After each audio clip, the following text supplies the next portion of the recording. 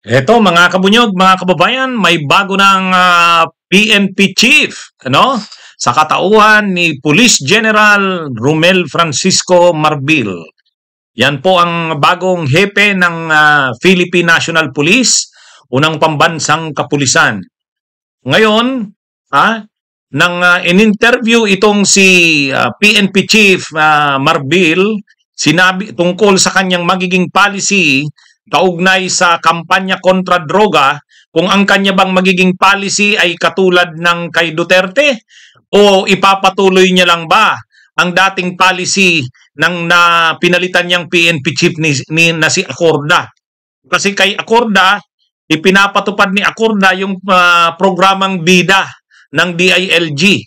Ang programang BIDA, yan yung buhay ay ingatan, droga ay ayawan.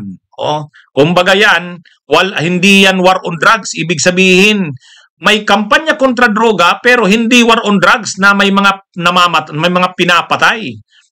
Yung kasing madugong war on drugs ni Duterte na siya rin ginagawa ng Davao City ngayon, ni Baste, ay yan yung tinatawag na tukhang war on drugs. O ngayon, nang tinanong itong bagong PNP chief, sabi niya, hindi siya pabor sa war on drugs.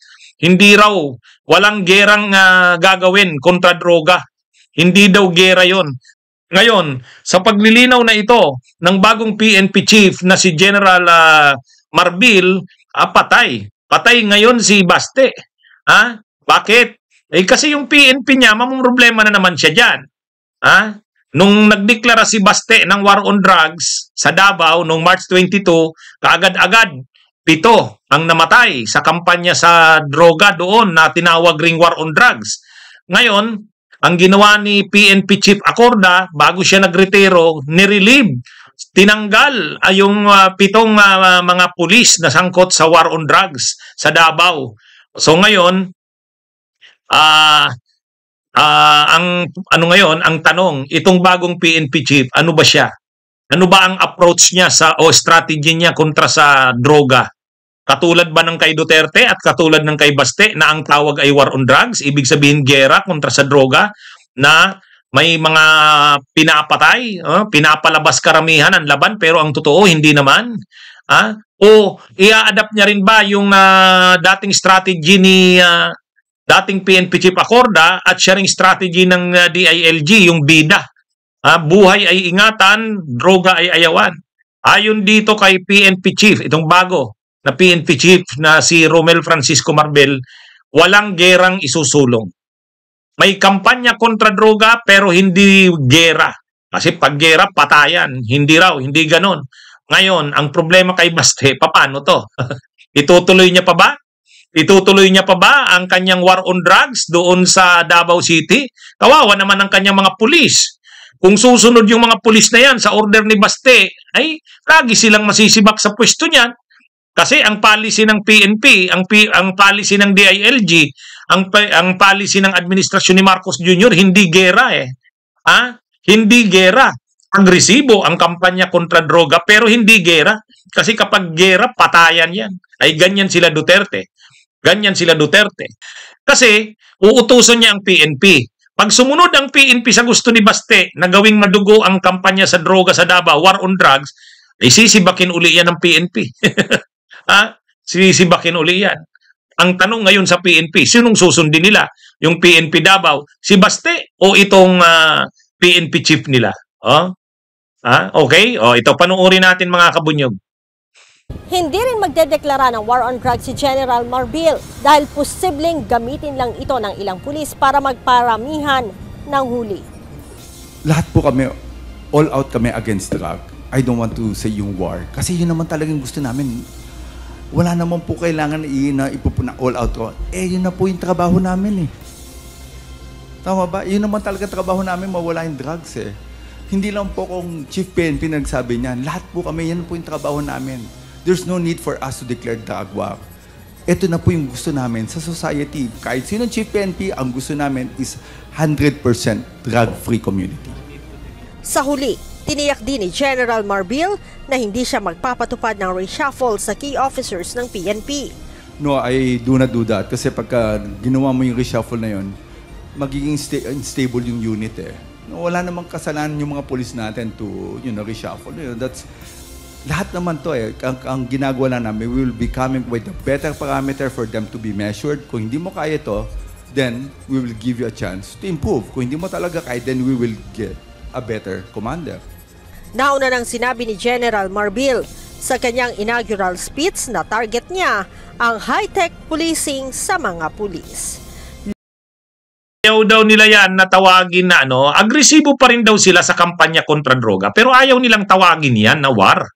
Ayaw nilang tawagin yan na war. Kaya paano yan, Baste? Paano yan?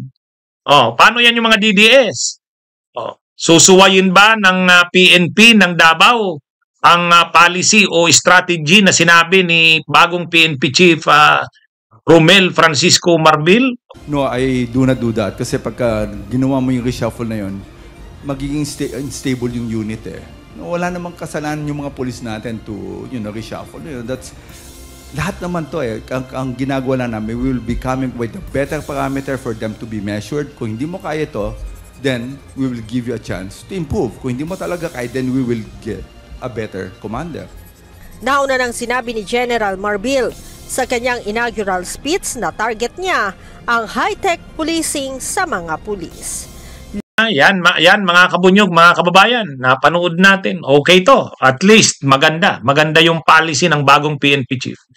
Hindi siya magsusulong ng war on drugs, hindi magiging strategy ang madugong patayan kaugnay sa droga, pero agresibo pa rin ang kampanya kontra droga. Kaya yan. Ngayon, anong gagawin ng Davao City? Magsasariling strategy?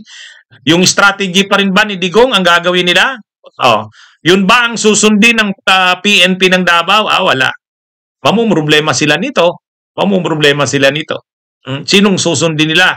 Itong kanilang PNP chief na si Police General Romel Francisco Marbil o si Baste? Yun ang tanong sa PNP ng Davao City. Okay. So, mga kabunyog, mga kababayan, magandang araw po sa inyong lahat. Mga kabunyog, mabuhay po tayo. Kaya maganda naman po at ang policy o strategy ng bagong PNP chief ay hindi po madugong kampanya sa droga. Hindi war. Ayaw niyang tawagin na war on drugs yan.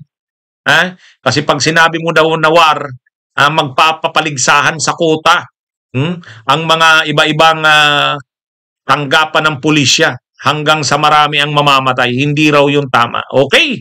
So sige mga kabunyog, mga kababayan, magandang araw sa inyong lahat. Mabuhay po tayo. Lagi po nating itaguyod ang katotohanan. Lagi nating ipaglaban ang nag-iisa nating mahal na inang bayan. Bunyog, halikan na kasama ka. Bunyog, kapag buklod ay may pag-asa. Luzon, Visayas, Mindanao, isa ang pananaw. Sa bagong Pilipinas ang bunyog isisigaw. Bunyog.